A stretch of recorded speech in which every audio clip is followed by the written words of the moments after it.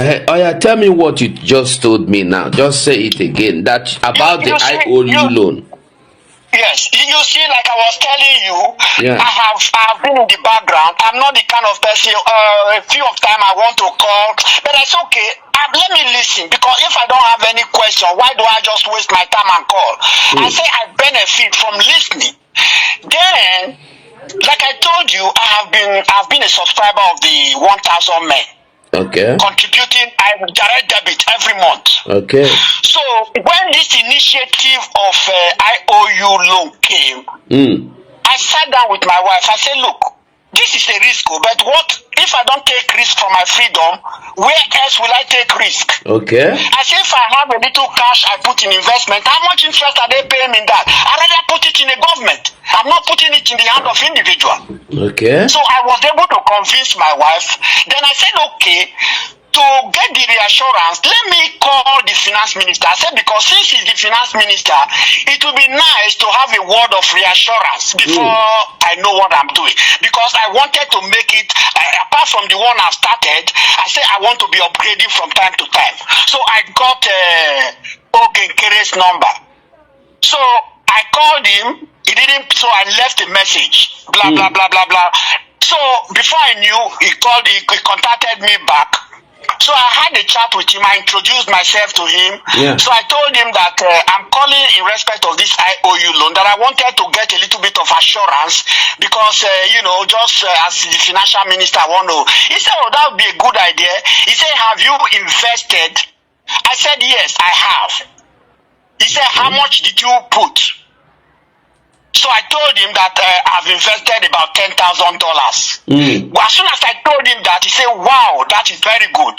He said, now, I said, look, I only did this because of the implicit trust I have for Simon Ekpa. Okay. As soon as I said that, his mood changed. He said, don't trust anybody. He said, if you want to do it for yourself. Don't trust no man.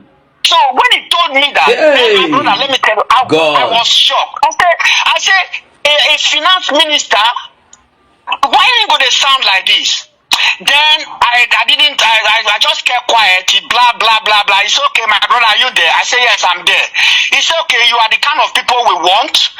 Can you send me a receipt? Have you got an acknowledgement of that payment? I said, yes. He said, forward it to me.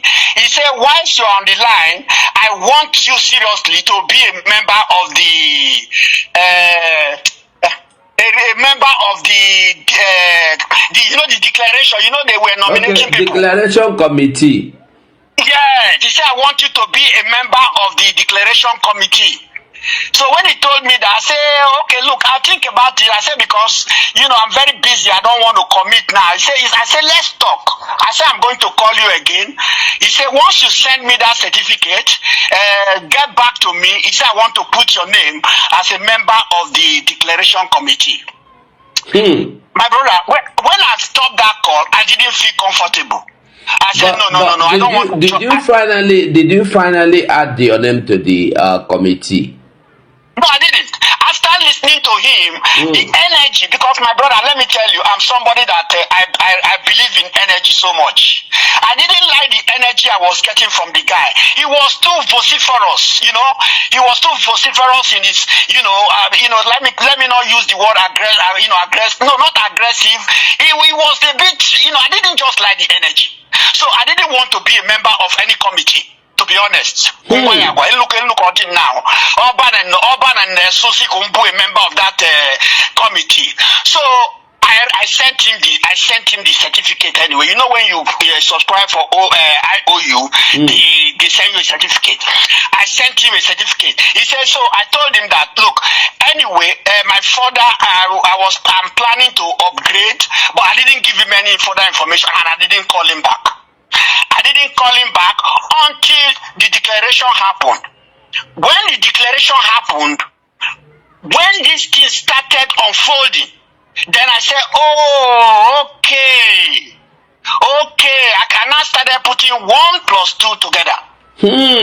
So I knew, look, my brother, That guy is a virus. He's a virus that have come into the system. And I don't know why reasonable Biafrans are leaving this guy alone. They should deal with him.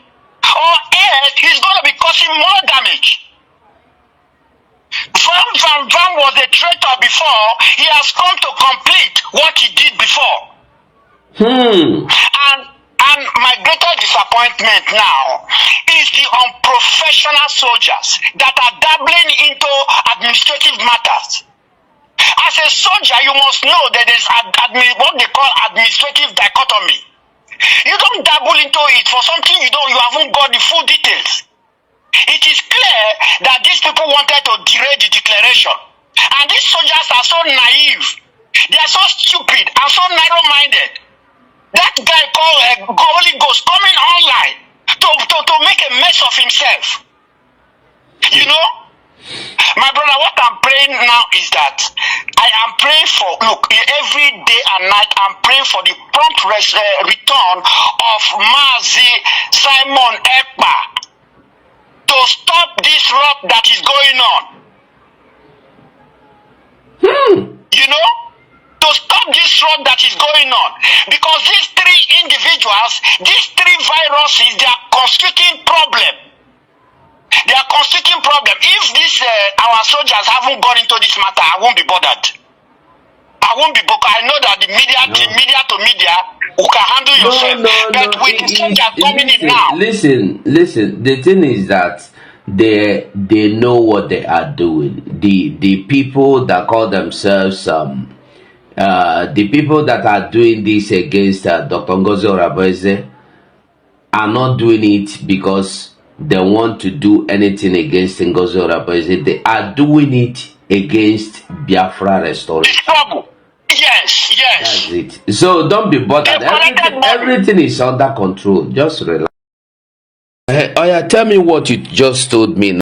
As at when need, and also names will be removed when the need arise. We have Janine Kondol. Janine Kondol is the attorney for the Biafra Republic government in exile, based in Philippines. We have Mazi Victor Adem as a member of the Constitutional Committee. We have the Chief of Staff of the Biafra Republic government in exile, Dr. Ngozi Oraboeze, as a member and a coordinator of this committee. Victor Adem will be the chairman of this Constitutional Committee. Mazi Luke Iwunze, the ambassador of Biafra in Australia, will be a member of this committee.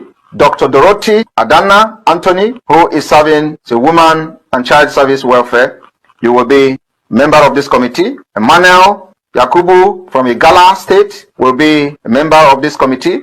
Emmanuel is the sole administrator of Igala State of Biafra.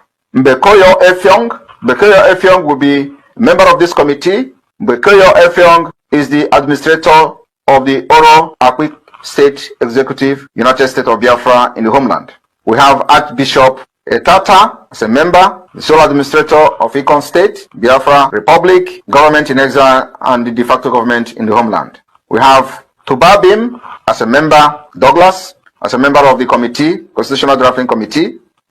Fellow Biafrans, may I also use this opportunity to announce the establishment of the Biafra Currency Committee. Biafra Currency Committee will also have the Biafra Republic Government in Exile attorney, Jenny Kondo, as a member of the committee. We will have Victor Aden, a member of the committee. We will have Bridget Mwaje, as a member of the committee. We will have Jonathan Benjamin, as a member of the committee. We will have Mbokoyo Efyong, Akpakip Oro State Executive, as a member. We have Archbishop Etata, the Ikon State Administrator, as a member. We also have Douglas Tubabanin as a member of the Committee for Biafra Currency. May I also inform the Biafra people that the Biafra coin will be officially unveiled in a few days' time. And after that, we have solved the problem that our Biafra people are facing currently under Nigeria collapse state. Names will be added as at when need, and then also names will be removed when the need arise.